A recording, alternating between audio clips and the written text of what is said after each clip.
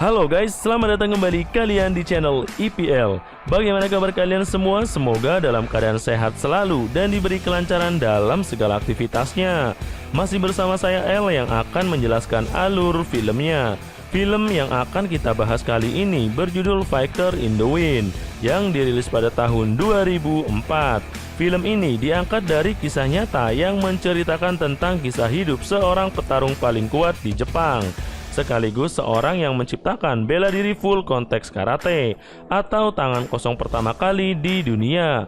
Tanpa berlama-lama lagi, seperti biasa kita siapkan sajenya terlebih dahulu dan langsung saja kita masuk ke intro.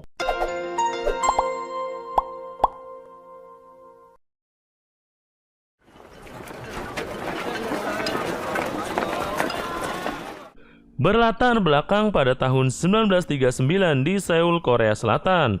Kisah akan berfokus pada seorang pemuda yang merupakan petarung terkenal di desanya, bernama Choi Baedal. Ini orangnya. Tak lama pun pesawat melintas di atas mereka, yang mana pesawat tersebut menjatuhkan selembaran yang memberikan pesan bahwa Jepang sedang mencari seorang sukarelawan untuk menjadi pilot pesawat tempur mereka.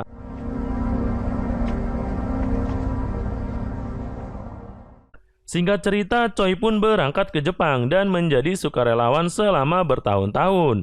Dan seiring berakhirnya Perang Dunia Kedua, Choi ternyata tidak pernah sekalipun menyentuh pesawat sama sekali, sehingga impiannya untuk menjadi pilot kandas begitu saja. Hingga suatu ketika saat dirinya berniat melarikan diri dari kesatuan, Choi pun tertangkap bersama beberapa tawanan lain dan diikat pada sebuah tiang sebagai hukuman karena telah menolak perintah atasannya untuk menjadi pilot pesawat bunuh diri kamikaze Jepang. Dengan serangan yang membombardir markas mereka, muncullah seorang jenderal yang sangat disegani, bernama Jenderal Kato. Ini dia orangnya. Sebenarnya, Jenderal Kato adalah orang yang masih punya hati nurani, dan itu dibuktikan saat beliau menyuruh anak buahnya untuk melepaskan para tawanan tersebut. Namun dengan bodohnya, salah satu tawanan yang bernama Chunbei ini malah memaki Jenderal Kato karena merasa telah ditipu dan dimanfaatkan sebagai pasukan bunuh diri oleh kesatuan yang dipimpinnya. Terjadilah sebuah ketegangan di mana Choi Baedal terlibat baku hantam dengan anak buah jenderal. Untuk kemudian sang jenderal menantang duel 1 lawan 1 dengan Choi untuk melihat seberapa tangguh kemampuan bela diri yang dimilikinya.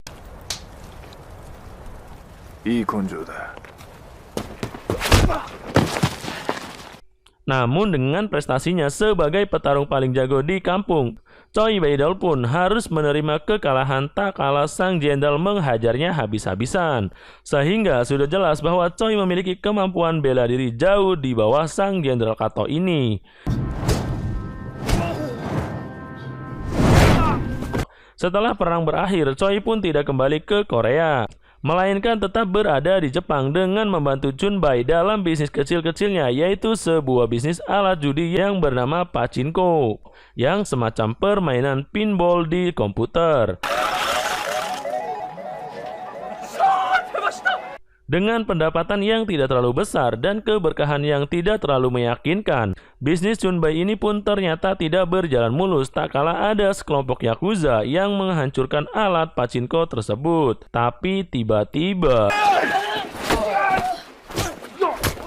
ya, muncullah Choi Baedal dengan kemampuan bela diri setengah matangnya, di mana dia sempat menghajar beberapa anak buah dari si ketua yakuza, namun harus berakhir dengan momen yang sangat memalukan, yang mana ketika Choi hampir mati oleh sabetan pedang si ketua yakuza, Choi pun ngompol di celana sampai air kencingnya menggenang di atas tanah dan mengotori sepatu dari si ketua yakuza tersebut.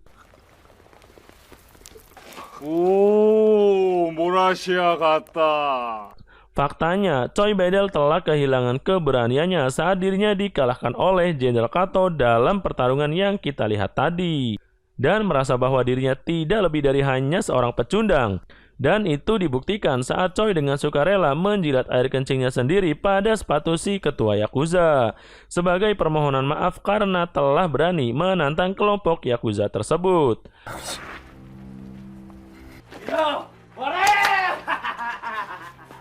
Alhasil, Choi Baidal pun ditertawakan oleh semua orang yang ada di sana dan mendapat julukan sebagai si tukang ngompol. Saat Choi berlari, muncullah seorang pria dengan tangan kiri yang buntung. Namanya Beumsu, ini orangnya. Selain orang Korea, sama seperti Choi Baidal, Beumsu ini ternyata adalah salah satu ahli bela diri yang cukup kuat, di mana beliau mampu mengalahkan semua anak buah si ketua Yakuza, sampai terlibat adu pedang dengan si ketua Yakuza itu sendiri.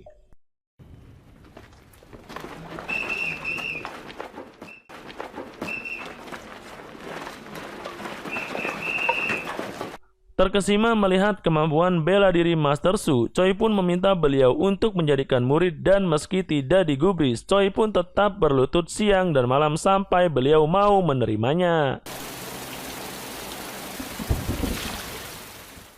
Melihat keseriusan si Choi, dia memberikan sebuah buku bela diri yang ditulis oleh seorang samurai terkenal bernama Miyamoto Musashi, di mana Master Su mengatakan sebuah quote yang terinspirasi dari seorang ninja terkuat yakni Naruto Shippuden. Keadilan tanpa kekuatan adalah hampa, tapi kekuatan tanpa keadilan hanyalah berupa kekerasan. Dan walaupun Master Su tidak pernah bisa cebok sendiri, beliau mengajar Choi Baidal bela diri dengan tangannya sendiri dan berhasil mengajarinya sedikit dari yang ada di buku tersebut. 초심으로 최후까지 최선을 다하는 것입니다. Suatu hari, ketika Choi dan Chutbei sedang promosi usaha judinya, Choi dikejutkan dengan kemunculan Jenderal Kato yang sekarang sudah tidak jadi jenderal lagi, melainkan sudah menjadi ketua dari persatuan karate yang ada di seluruh penjuru Jepang. Dan tentu saja, Choi masih dihantui bayang-bayang beliau karena telah mengalahkannya dalam pertarungan waktu itu. Singkat cerita, malam pun tiba. Ketika Choi dan Chunbei sedang beberes usahanya, mereka pun melihat seorang tentara barat yang akan melakukan pemerkosaan kepada wanita Jepang. Di mana dengan kemampuan bela dirinya yang sekarang, Choi pun merasa lebih sedikit percaya diri dan menghajar si tentara yang sedang mabuk berat tersebut. It's over!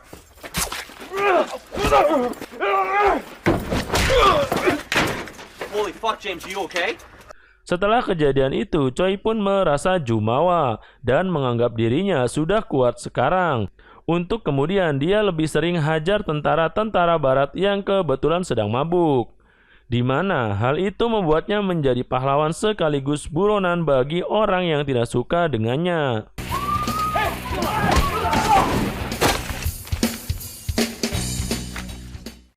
Hingga suatu hari ketika Choi sedang berada di luar, para Yakuza pun datang ke tempat Master Su, yang kebetulan sedang sendirian di tempat sirkusnya atau bisnis kecil-kecilannya, di mana para Yakuza tersebut menghajarnya beramai-ramai hingga beliau tewas dengan kondisi yang sangat mengenaskan.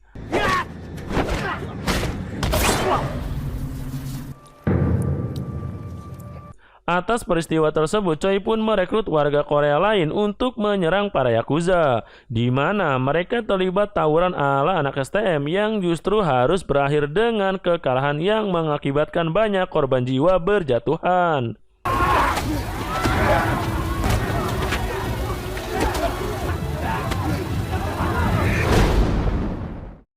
Setelah serangkaian kejadian buruk yang dialaminya, Choi pun merasa bahwa dirinya tidak cukup untuk melindungi orang-orang terdekatnya, untuk kemudian memutuskan naik gunung dalam rangka memperdalam ilmu bela diri karate aliran Kyokushin.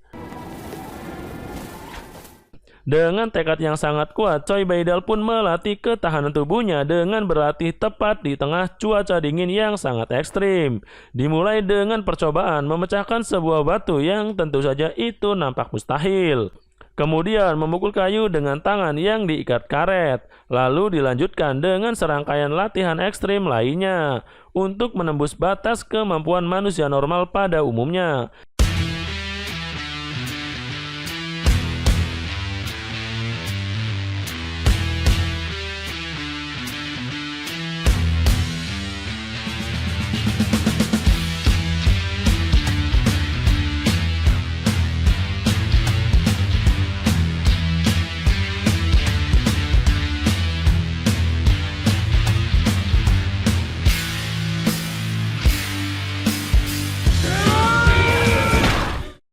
Setelah berlatih selama 3 tahun dengan 100 kali push up, 100 kali sit up kuat dan lari sejauh 100 km setiap hari, kini Baidal turun gunung untuk menguji seberapa mematikan pukulan yang bisa dilayangkan oleh tangannya tersebut.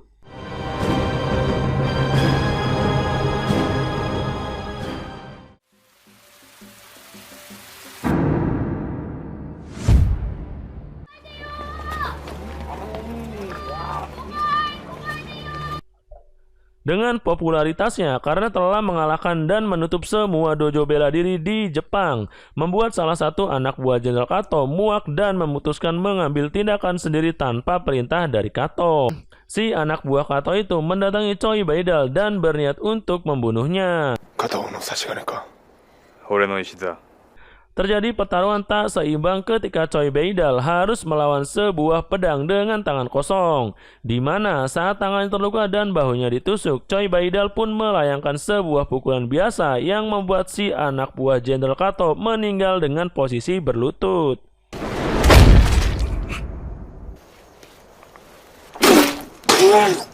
Entah pukulan macam apa yang dilayangkan oleh Baidal, sehingga mengakibatkan anak buah si Jenderal Kato ini langsung tewas. Tapi saat dirinya di penjara akibat kejadian itu, Jenderal Kato pun mendatangi Baidal dan menantangnya bertarung secara resmi untuk menentukan siapakah petarung yang layak mendapatkan predikat petarung paling kuat di seluruh penjuru Jepang.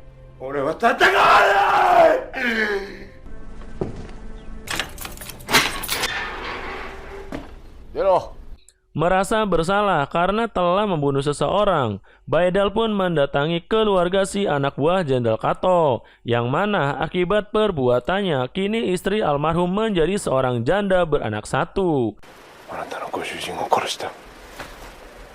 Dengan berlutut dan meminta maaf tepat di depan rumahnya, Baidal pun mendapat penolakan keras dari sang istri almarhum. Namun dengan tekad yang kuat untuk mengayomi para janda, sang istri almarhum pun luluh hatinya ketika melihat sikap tulus yang diberikan Baidal kepada anaknya. Tak disangka muncullah Chunbei yang bermaksud untuk menjemput Baidal perihal dirinya yang kabur dan menolak tantangan dari si Kato, di mana Baidal tetap menolak bertarung karena tak ingin menyakiti orang lain lagi. Tapi semua itu berubah ketika sang istri almarhum mengatakan bahwa Baidal harus kembali bertarung dan menjadi inspirasi bagi semua orang, termasuk anaknya si wanita yang ternyata diam-diam mengagumi sosok kuat Baidal selama ini. Tomoya no tame ni mo.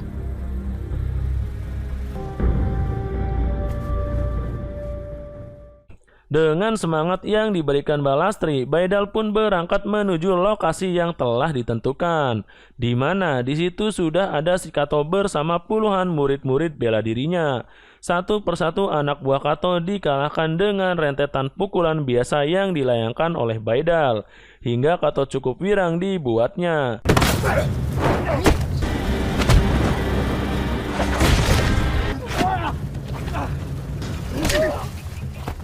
Dan kini tibalah saatnya pertempuran yang ditunggu-tunggu, yakni Baidal versus Kato. Awalnya mereka bertarung dengan tempo yang sangat lambat, di mana keduanya nampak seimbang dengan saling terkena pukulan satu sama lain. Sehingga saat Baidal terkena tendangan keras dari Kato, Baidal pun mulai serius dengan serangannya yang membuat si Kato tersungkur. Saat bangun, Baidal pun melayangkan bogem serius tepat di wajah si Kato, yang membuat wajahnya mengeluarkan keringat dingin. Pada momen ini, Baidal dengan sengaja membatalkan pukulannya karena sudah tahu bahwa Kato sudah pasti mati kalau terkena pukulannya. Tetap saja hal ini membuat Kato terlihat sangat ketakutan setengah mati, dan itu terlihat dari tubuhnya yang cukup gemetaran.